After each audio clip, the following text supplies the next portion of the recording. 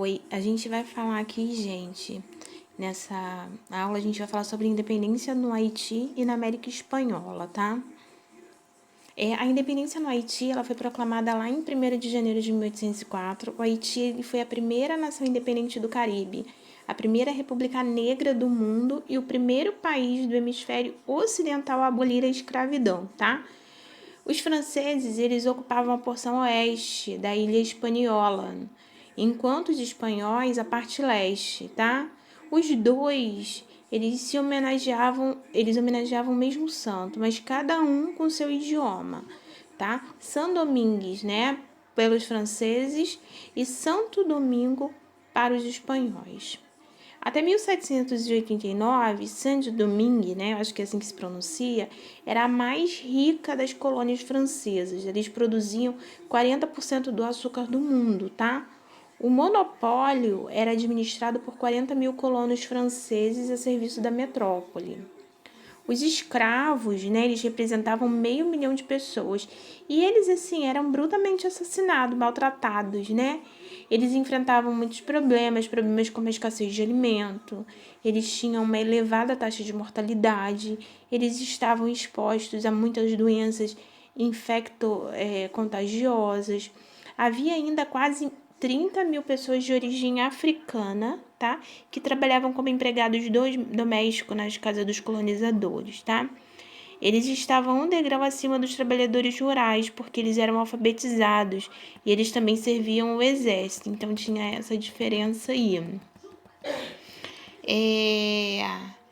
Foi nesse contexto aí que os fazendeiros franceses eles começaram a discutir a aplicação dos princípios da Revolução Francesa para a independência da ilha, tá?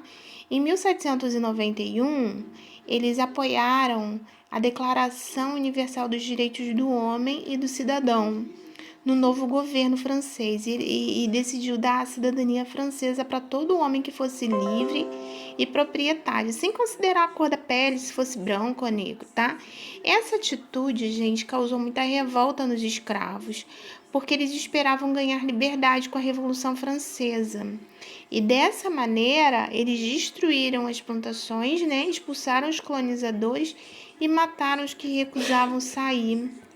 Os escravos, liderados lá por François Toussaint, neto de um chefe africano, eles derrotaram os franceses aliados. Mais tarde, ele adotou o nome de Toussaint, é abertura em francês, tá? E se tornou o líder militar da revolução. Toussaint, ele transformou os escravos em soldados disciplinados, apoiados lá pelas tropas espanholas e britânicas, tá? Foi uma guerra, assim, a gente pode falar, muito sangrenta. Em 22 de agosto de 1791, começou uma nova guerra civil. No ano seguinte, gente, 1/3 da ilha ela estava sob o controle dos revolucionários. E em 1793 foi proclamado o fim da escravidão, tá? E aí, percebendo que eles não poderiam derrotá-lo, né, o governo francês decidiu abolir formalmente a escravidão da colônia, isso em 1794, tá? No entanto, gente, com a ascensão lá de Napoleão Bonaparte, Napoleão decidiu restabelecer a escravidão nas colônias. O motivo era simples. Napoleão ele precisava de dinheiro para financiar seus exércitos e ele queria construir um império francês na América, tá? A Constituição lá de Saint-Domingue ela foi assinada em 1801. No entanto, Napoleão ele enviou um general, o general Charles Leclerc, né, para restabelecer a escravidão e a lei francesa. Esse general francês ele conseguiu algumas vitórias, inclusive a captura de Toussaint, e o enviou, né, como prisioneiro à França, onde ele morreria, né? Dos 40 mil homens que compunham o exército francês, 2 morreram de febre amarela e os outros foram assassinados, tá? Nas escaramuças. As independências da América Espanhola. O processo de independência da América Espanhola, ocorreu em conjunto com situações experimentadas ao longo do século XVIII. Nesse período, observamos a ascensão de um novo conjunto de valores que questionava diretamente o pacto colonial e o autoritarismo das monarquias, tá? O iluminismo ele defendia a liberdade dos povos, a queda dos regimes políticos que promovessem o privilégio de determinadas classes sociais. Sem dúvida, gente, a elite letrada e tal, que sabia ler e escrever, das Américas espanhola, inspirou-se num conjunto de ideias iluministas, tá? A grande maioria desses intelectuais era de origem crioula. O que era isso? Eram filhos de espanhóis nascidos na América, desprovidos de amplos direitos políticos nas grandes instituições do mundo colonial espanhol. Por estarem praticamente excluídos, eles enxergavam no iluminismo uma resposta aos entraves, né, do domínio espanhol. Eles estavam ali representados pelos chapetones. Ao mesmo tempo em que houve toda essa efervescência ideológica em torno do iluminismo, né, e o fim da colonização, apesar da rotina de trabalho dos índios, escravos, mestiços, né, também contribuiu para o processo de independência, tá? As péssimas condições de trabalho e a situação de miséria, né, que tinham antes do processo definitivo lá da independência, mobilizado setores populares das colônias hispânicas. Dois claros exemplos dessa situação a gente pode ver na rebelião de Tupac Amaru, que a gente vai falar, e o movimento comunero, tá? Que aconteceu lá em 1781 na Nova Granada. No final do século XVIII, a ascensão de Napoleão frente ao Estado francês e a demanda britânica e norte-americana pela expansão dos seus mercados consumidores serão dois pontos cruciais para a independência, tá? A França, pelo descumprimento com bloqueio continental, ela invadiu a Espanha, desestabilizou a autoridade do governo sobre as colônias. Além disso, os Estados Unidos e Inglaterra, eles tinham grandes interesses econômicos a serem alcançados com o fim do monopólio comercial espanhol. E nesse momento, lá no início do século XIX, que a mobilização ganhou os seus primeiros contornos, tá? A restauração da autoridade colonial espanhola seria o estopim do levante capitaneado, tá? Pelos crioulos, contando com apoio financeiro anglo-americano. Os crioulos, eles convocaram as populações coloniais a se rebelarem contra a Espanha, tá? Os dois dos maiores líderes crioulos da independência foram Simão Bolívar e José de San Martín, tá? E eles organizaram os exércitos pelas porções norte e sul da América, tá? Ambos sequenciaram a proclamação da independência de vários países latino-americanos. Em 1826, né, toda a América Latina estava independente, né? As novas nações se reuniram no Congresso do Panamá. Nele, Simão de Bolívar defendia um amplo projeto de solidariedade e integração político-econômica entre as nações. No entanto, os Estados Unidos e Inglaterra, eles se opuseram a esse projeto que ameaçava seus interesses econômicos no continente. Com isso, a América Latina se manteve dividida, né, fragmentada. O desfecho desse processo aí de independência, no entanto, não significou assim a radical transformação da situação socioeconômica que estava sendo vivida ali pelas populações latino-americanas, tá?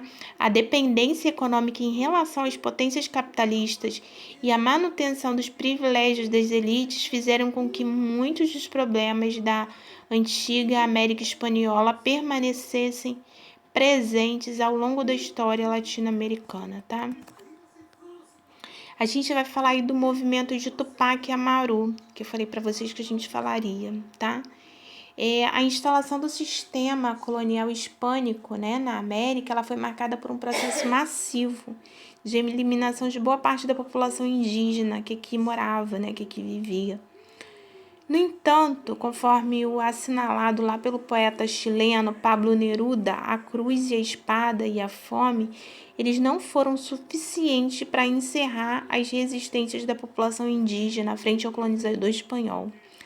Lá no século XVIII, a infiltração das ideias iluministas e liberais só vieram a potencializar essa relação de conflito entre índios e espanhóis. Ao mesmo tempo, não podemos criar uma ideia absoluta de que toda a população indígena era radicalmente contra o processo de dominação espanhola, tá?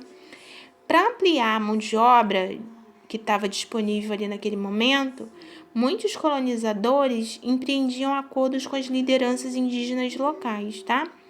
Que eram chamados caciques, curacas, líderes máximos das comunidades indígenas e tal, tá? E eles eram acionados pelos espanhóis para garantir a dominação sobre uma determinada população nativa. Em troca do apoio ao colonizador espanhol, o curaca recebia parte dos impostos que eram arrecadados ou a não obrigação do trabalho compulsório dos impostos pelos espanhóis. Dessa forma, os colonizadores, né, eles cresciam um olho em manter as estruturas da dominação colonial, sem a necessidade de empreender um desgaste, uma luta, que na verdade ia contra os interesses coloniais ao exigir gastos na organização de tropas ou na própria diminuição da mão de obra disponível, tá? No entanto, no ano de 1780, um líder curaca chamado José Gabriel, ele se indispôs aos interesses das elites metropolitanas, né? Dizendo ser descendente lendário do líder inca Tupac Amaru, que era conhecido por resistir o início da dominação espanhola da América. Quando Arcaqui, né, saiu, ele liderou uma insurreição indígena no Peru. Segundo uma grande seção entre as populações indígenas da região, Candarqui, ele estudou na Universidade de São Marcos, lá em Lima, no Peru, e lá ele teve contato com a história de Tupac Amaru e com as ideias do pensamento iluminista, tá? Inspirado por essas ideias, ele mudou seu nome para Tupac Amaru II e organizou um movimento emancipacionista que contou com o apoio da elite crioula, tá? Essa rebelião ela aconteceu lá em 1780 com a execução de um dos chefes espanhóis da administração colonial e em pouco tempo milhares de mestiços e indígenas, escravos e colonos empobrecidos decidiram não mais obedecer às exigências e tributos da coroa espanhola. A popularização das ideias da rebelião de Tupac Amaru começou a representar uma ameaça real aos interesses da elite crioula. Com isso, o movimento acabou se desintegrando e perdendo sua articulação política, tá? O Tupac Amaru II, ele foi preso, foi julgado pelas autoridades metropolitanas e serviu de exemplo para as demais populações indígenas, né? Tupac teve a língua cortada e teve seu corpo arrastado por uma tropa de cavalos. Depois do episódio, outras lutas sangrentas também aconteceram e resultaram na execução de 80 mil rebeldes. A independência da Venezuela, né? A Venezuela ela foi a primeira colônia latino-americana a conseguir se libertar do domínio espanhol. E a história da sua independência ela serviu como incentivo para todas as outras colônias rebelarem-se e lutarem também por sua liberdade, inclusive o Brasil, que era a colônia de Portugal, tá? Desde o descobrimento das Américas, os espanhóis eles vinham explorando economicamente todas as suas colônias, tá? Na Venezuela, não era diferente. Eles utilizavam mão de obra vinda da África para a plantação de cacau e café. Por isso, qualquer movimento de independência seria muito fácil de ser aceito lá, tá? Existia uma loja maçônica com sede em Londres, chamada Loja Gran Reunião Americana, tá? Que estava fazendo planos para iniciar um movimento de independência do continente.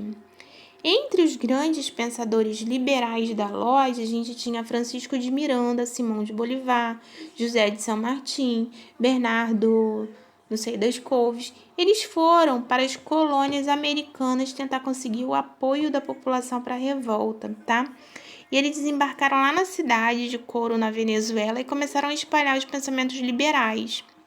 Inicialmente, a elite venezuela ela não concordava com a revolução, porque assim como todas as elites de todas as colônias, ela era privilegiada pelo atual modelo político-econômico, a colônia, tá?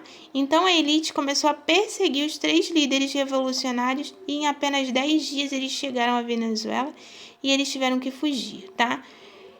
E aí, quando Napoleão aprisionou o rei espanhol Fernando, né? que foi o início da Revolução, isso, Fernando VII, e depois do seu cargo, a elite venezuelana começou a ficar com medo de perder seus privilégios. E eles aproveitaram a brecha da crise espanhola para tentar assumir o poder. Juntos, eles formaram um grupo político chamado dos Patriotas, enquanto surgiu um grupo de resistência, os realistas, formado por comerciantes espanhóis residentes da Venezuela que possuíam interesses em que a colônia continuasse pertencendo à Espanha.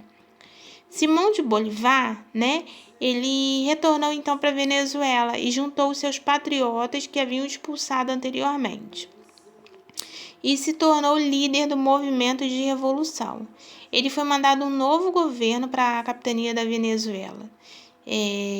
Simão Emparan, com toda a crise espanhola, os venezuelanos não conseguiam saber se Emparan era representante espanhol legítimo ou se estava aliado aos franceses, que na época eles tinham poder sobre a Espanha. Então, por via das dúvidas, os patriotas eles criaram uma governativa e forçaram Simão Emparan a renunciar ao cargo, tá? Essa junta ela se declarou fiel a Fernando VII e com isso ela conseguiu o apoio da população para afastar dos seus cargos governamentais todos os espanhóis, alegando que eles também foram mandados pelos franceses, tá? Quando a Espanha descobriu o que estava acontecendo na colônia, ela resolveu então bloquear os portos venezuelanos, E isso causou uma imensa revolta. Então, a junta governativa ela deixou cair sua máscara e assumiu contra o domínio espanhol e iniciou uma luta pela independência, tá? Em 1811, a junta governativa de Caracas, que era formada lá pelos patriotas, decretou o ato de independência que foi liderado por Cristóbal Mendonça. Bolívar convocou novamente Fernando de Miranda para assumir o controle sobre o exército venezuelano e acabou dando início a uma ditadura militar. Mas a Espanha teve uma reação bastante violenta com estes atos, tá? E prevendo um banho de sangue, Miranda acabou assinando em julho de 1812 a rendição dos revolucionários, tá? Os patriotas, ainda liderados por Simão de Bolívar, consideraram o ato de Francisco Miranda uma traição e por isso eles permitiram que a Espanha assumisse o controle sobre a colônia novamente e Bolívar exilou na Colômbia. Mas ele ficou preparando-se, para contra-atacar com ainda mais força, tá? Em 1813, ele voltou para a Venezuela, invadiu e deu início a uma batalha de independência. Com a ajuda da população, ele tomou a capital, Caracas, do domínio espanhol, e então ele foi nomeado presidente da Venezuela, aclamado pelo povo como o libertador. A independência da Argentina, tá?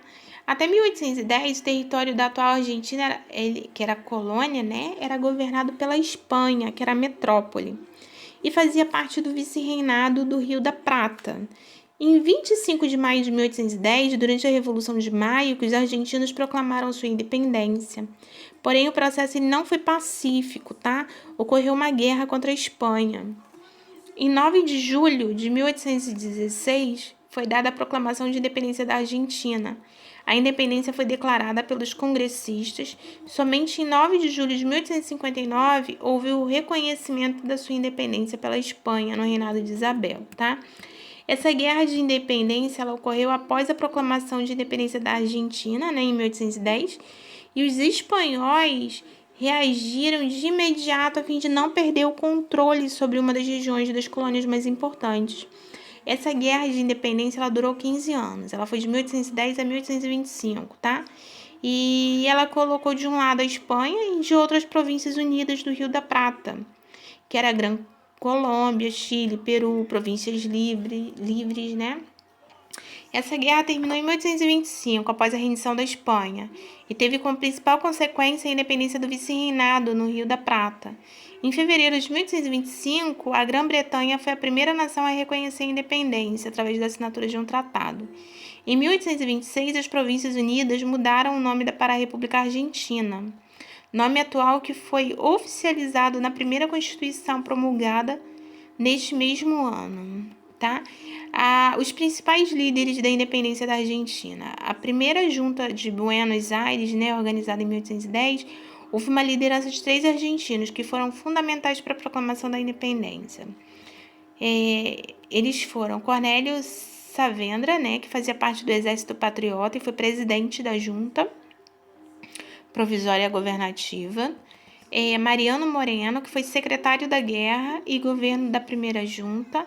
Manuel Belgrano, também, que foi general em chefe de Exército Norte, tá?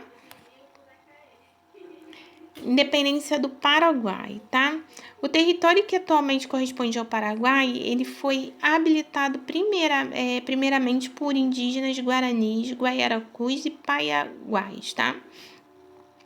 Em 1530, teve início a colonização espanhola, que criou o Forte de Nossa Senhora de Assunção, como base da colônia no século XVI. A população nativa ela foi escravizada durante o século XVII, e esse fato impulsionou a realização de missões jesuíticas, com o intuito de proteger os índios.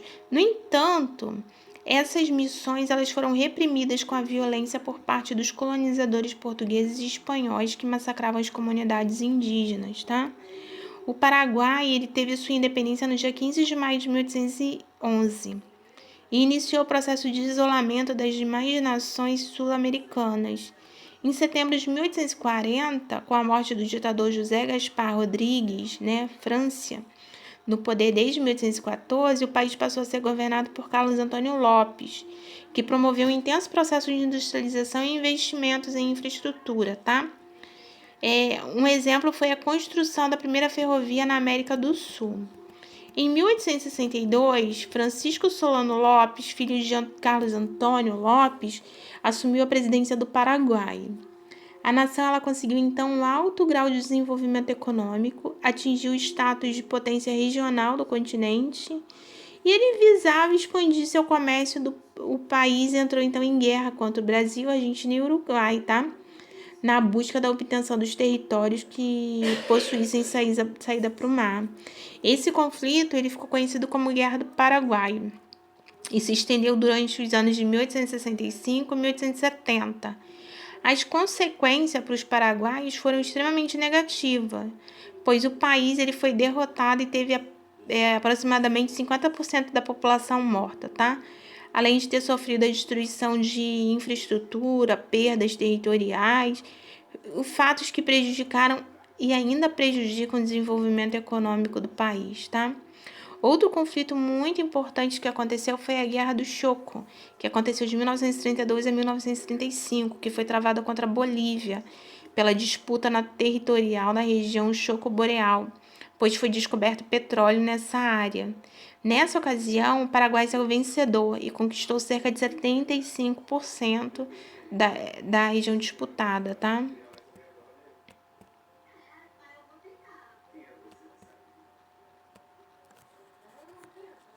Independência do México. O movimento pela independência do México ele teve início lá em 1810 e ele foi liderado em seus primeiros momentos por 2 padres católicos, Miguel Hidalgo e José Maria Morelos, tá?